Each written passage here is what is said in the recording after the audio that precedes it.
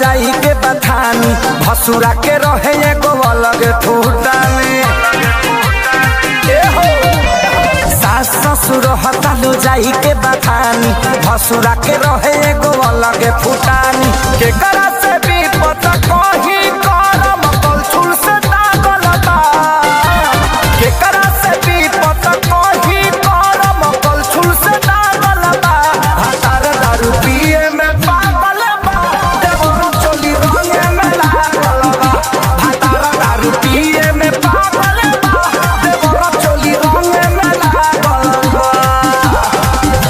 देवर चोली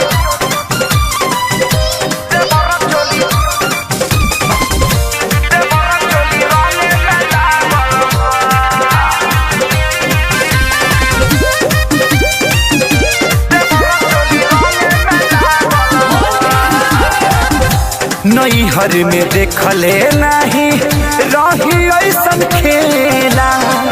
ससुरा में बाटे सखी बड़ी तेला बेला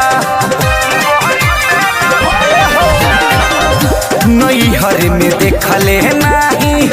रही ऐसन खेला ससुरा में बाटे सखी बड़ी तेला बेला होली में हमारी जतिया सखी खूटी पटावल बा होली में हमारी जतिया सखी खूटी पटावल बा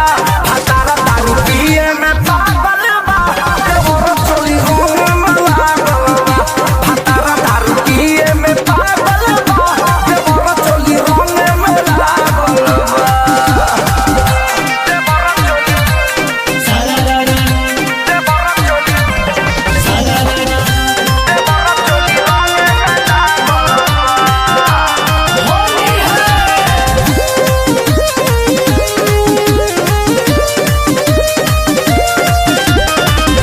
कुछु ना बुझाला सखी हंसी की रोई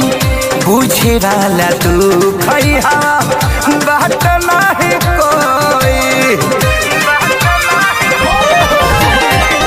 कुछु ना बुझाला सखी